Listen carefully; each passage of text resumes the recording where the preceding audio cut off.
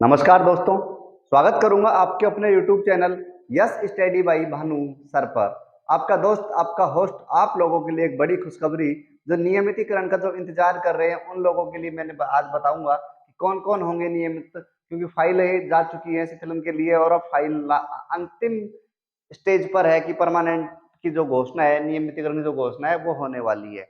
अभी कंफ्यूजन पैदा हो रखा है सभी संविदा कर्मियों में, सर हम होंगे या परमानेंट, या होंगे या नहीं होंगे, कौन कौन होगा। कईयों को लग रहा है बस वो ऐसे ऐसे लोग होंगे। तो सभी संविदा कर्मियों को लेकर आज सभी जितने भी संविदा कर्मी है राजस्थान में उनको लेकर प्रत्येक संविदा कर्मी के लिए अपन बात करने वाले हैं। उससे पहले देखो, परमानेंट की मैं आपको बताना चाहूंगा। नियमितीकरण के दो नियम बना दिए गए हैं। कौन कौन से नियम है, अगर आप उन दोनों नियमों की पालना करते हैं तो आप लोग इस नियम में आप लोग परमानेंट हो गए। अगर आप दोनों नियम, मैंने आपके सामने मैंने एक नियम लिख रखा है, दूसरा मैं अभी लिखने वाला हूं। अभी देखो मैं दोनों नियम लिख दूंगा। जो जो आप लोग इस नियम की पालना जो करेगा, जो भी साथी वो इस नियम में जो पालना करेगा वो आसानी से उसका परमानेंट का जो नियमितीकरण का जो है वो उसका हो जाएगा, नियमितीकरण वो हो जाएगा। देखो एक मिनट, थोड़ा सा कंफ्यूजन हो गया था। चलो अब शुरुआत करेंगे वापिस से इसकी। नियमितीकरण के दो नियम। पहला है साथियों, पूर्व का निरंतर सेवा अनुभव 9 वर्ष या इससे अधिक। कहने का मतलब यह है कि 9 साल या 9 साल से अधिक अगर आपका अनुभव है, 9 साल आप काम कर चुके हैं या 9 साल से ज्यादा कर चुके हैं, तो आपका नियम एक बिल्कुल सही हो जाएगा। कहने का मतलब यह है कि आप अगर ये नियम एक है इसका अगर आप पालन कर रहे हैं तो दूसरा, इसके साथ ही दूसरे नियम का पालन करेंगे तो आप लोगों के लिए कोई दिक्कत नहीं है। दूसरा मैं नियम लिखता हूं, देखो बी नियम। उसके बाद अपन एक एक संविदा करने के लिए बात करेंगे। तो संविदा सेवा नियम 2022 था, सीएसआर, उसको लेकर मैं बात करेंगे। तो इसमें आपका इस सीएसआर के हिसाब से, सीएसआर 2022 के हिसाब से 3 वर्ष का अनुभव, 3 वर्ष का अनुभव।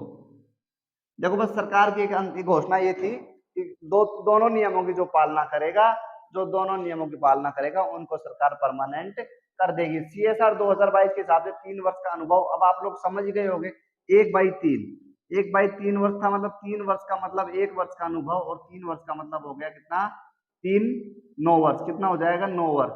9 वर्ष अगर आपने काम किया है तो दोनों लाइनें एक ही बात को बोलती है कि 9 वर्ष या 9 वर्ष से अधिक आपका अगर संविदा कर्मी के तौर पर अगर आपने कार्य किया है तो आपको परमानेंट किया जाएगा। ये तो आपके नियमितीकरण के लिए है कि किस किसको नियमितीकरण करेंगे। अब ये जो पार कर रहे हैं ये लोग, ये क्राइटेरिया पार कर रखा है, उसके बाद भी साथियों कुछ लोग हैं जो परमानेंट नहीं होंगे। वो कौन कौन है उसको लेकर चर्चा। सबसे पहले मैं बात करूंगा उच्च शिक्षा विभाग को लेकर। उच्च शिक्षा विभाग, उच्च शिक्षा विभाग को लेकर बात करूंगा। इसमें साथियों लगभग 165 पद हैं। 165 संविदा कर्मी के तौर पर काम कर रहे हैं।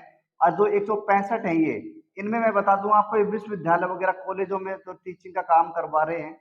इनमें विश्वविद्यालय में टीचिंग का काम करवा रहे हैं।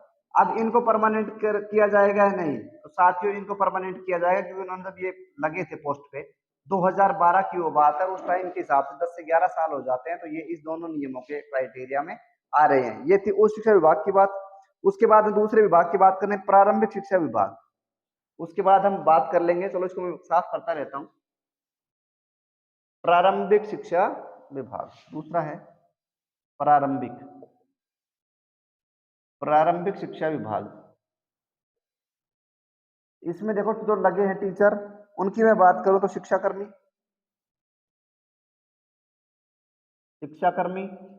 साथ में पैरा टीचर्स, साथ में पैरा टीचर्स। उसके अलावा बात करें ग्राम पंचायत सहायक, ग्राम पंचायत सहायक। शिक्षाकर्मी की संख्या है लगभग 4000। पैरा टीचर्स की जो संख्या है वो अल्पसंख्यक विभाग में 5600 अलग ही ध्यान रखते हैं, इसमें 4000 है। और ग्राम पंचायत सहायक है ये, इसमें संख्या लगभग 20,000 से ज्यादा है, 20,000 प्लस इसमें संख्या रहने वाली है। अभी गुरुजी इनमें कौन कौन होगा परमानेंट, तो मैं आपको बता दूं, जो शिक्षाकर्मी और पैरा टीचर्स हैं इनको परमानेंट किया जाएगा, क्योंकि इनका अनुभव लगभग 15 वर्ष के आसपास का है। शिक्षाकर्मी पैरा टीचर लगाए गए थे 98-99 की बात करूं तो इनका अनुभव 15 वर्ष से ज्यादा है, तो इनको परमानेंट किया जाएगा, क्योंकि इन्होंने अपनी जिंदगी पूरी गवा दी है सरकार के लिए काम करते करते। अब इनको परमानेंट किया जा सकता है। ग्राम पंचायत सहायक की बात करूं 20,000। अभी इनके लिए साथियों इनका मैं ये नहीं कहूँगा परमानेंट नहीं करेंगे, लेकिन इनको कर सकते हैं। लेकिन अभी तो सरकार का जो रुझान है वो उनका कहना है 2017 में लगे थे, 9 साल पूरे कर लेंगे जब इनको परमानेंट कर देंगे। तो ये थी प्रारंभिक शिक्षा विभाग की बात। उसके अलावा मैं बात करूँ माध्यमिक शिक्षा विभाग में, अंग्रेजी माध्यम में 10,000 टीचर लगी हुई हैं, उनको भी सरकार सोच रही है परमानेंट करने की, उनको भी। तो ये अपन आज अभी जो मैंने बात करी वो शिक्षा विभाग को लेकर करी। तो शिक्षा विभाग में जो जो परमानेंट होंगे, जो लगे हैं, मैंने आपको बताया संस्कृत शिक्षा विभाग में, उच्च शिक्षा विभाग में लगे हैं, प्रारंभिक शिक्षा विभाग में बताया, माध्यमिक शिक्षा विभाग में मैंने आपको बताया है। उसके अलावा चलो और भी चर्चा कर लें और डिपार्टमेंटों की। चिकित्सा विभाग में जो भी कर्मचारी 9 वर्ष से कार्यरत है, चाहे किसी भी डिपार्टमेंट में हो, उसको परमानेंट किया जाएगा फॉर चिकित्सा विभाग। चिकित्सा विभाग में घबराने की आवश्यकता आपको नहीं है, आपको परमानेंट कर दिया जाएगा। अब बात आती है ये कि पंप चालक को लेकर, जनता जल योजना वालों को लेकर, जलदाय विभाग को लेकर, इंदिरा गांधी शहरी रोजगार गारंटी और रोजगार योजना को लेकर, साथ ही जो भी कर्मचारी जैसे शिक्षा डिपार्टमेंट के अलावा जो भी कर्मचारी कार्यरत हैं, उन सभी की मैं बात करूंगा साथियों। इस अभी बस और कुछ 2 मिनट बात करेंगे अपन इस वीडियो में। तो मैं आप लोगों को कहना चाहूंगा कि जो ये अल्पसंख्यक विभाग में जो मदरसा पैरा टीचर्स लगे हैं, इनको इनमें से 6,000 जो लगभग 5600 हैं, 6,000 पैरा टीचर्स हैं, इनको भी परमानेंट किया जाएगा। लगभग 6,000 बता रहा हूँ, संख्या की बात करें 5600 प्लस ही है। तो 6,000 मदरसा पैरा टीचर्स को परमानेंट किया जाएगा। साथ ही में चिकित्सा विभाग की मैं बात करूं तो एनएचएम जो लगे हैं उनकी संख्या 8,000 है, वो परमानेंट हो गए। साथ ही चिकित्सा शिक्षा विभाग में विभिन्न संविदा पद पर, किसी भी संविदा पद, कहने का मतलब ये है कंप्यूटर ऑपरेटर 2800 वो परमानेंट हो गए। और किसी भी पद पर अगर कोई भी कर्मचारी है चिकित्सा विभाग में संविदा कर्मी के तौर पर कार्य कर रहा है, दोनों नियम की पालना कर रहा है, तो उसका फाइनली परमानेंट का जो ऑफिशियली नोट जो लेटर आने वाला है वो उसके लिए आ जाएगा। ओके, उसके बाद उसके अलावा साथ ही थोड़ी सी और बात करेंगे अपन। मैंने आपको बताया कि संस्कृत जो ये उच्च शिक्षा विभाग में 150 पद थे, विश्वविद्यालय वगैरह में जो पढ़ा रहे थे वो परमानेंट होंगे।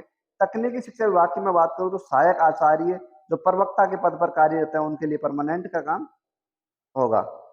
अन्य और उसके अलावा थोड़ी और बात कर लें कि मैं बताऊं आप लोगों को परमानेंट। अब जनता जल योजना को लेकर बड़े डेली के सवाल होते हैं कि गुरुजी जनता जल के बारे में बताओ।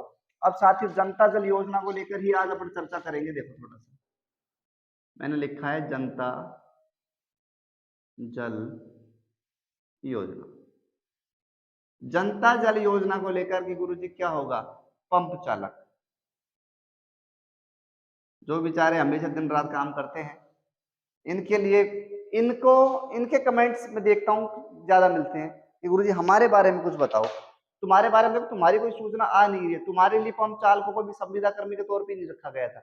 लेकिन मैं ये कहना चाहूंगा कि आपने अगर सरकार के लिए काम किया है स्थायीकरण के, तो आप भी चाहते हैं कि हमें स्थायी किया जाए, तो सरकार के पास हम जरूर आप लोगों की बात पहुंचाते हैं कि सर ये पंप चालक जो लगातार काम कर रहे हैं, आप इनकी तरफ भी ध्यान दें, इनके बारे में भी थोड़ा सा सोचे। तो ये पंप चालक अभी तो संविदा कर्मी के तौर पर आपको गिन लिया गया है, लेकिन अब देखते हैं कि सरकार का अगला रुझान क्या आता है। क्या पंप चालक जो संविदा कर्मी के तौर पर मानकर उनको परमानेंट करेगी या नहीं करेगी। उसके साथ ही मेरे एक साथी हैं जो यूट्यूब से जुड़े हुए हैं, आप लोगों में से ये संविदा कर्मी, उनका लगातार आता है कि सर इंदिरा गांधी शहरी रोजगार गारंटी योजना के बारे में, अर्बन के बारे में बात करो।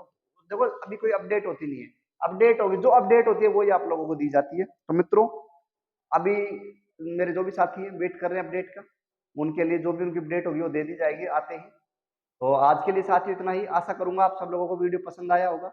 पसंद आया तो वीडियो को लाइक शेयर कमेंट करें, साथ ही चैनल को सब्सक्राइब करें। सब्सक्राइब जरूर करें, आप सब्सक्राइब नहीं करते हैं। Thank you.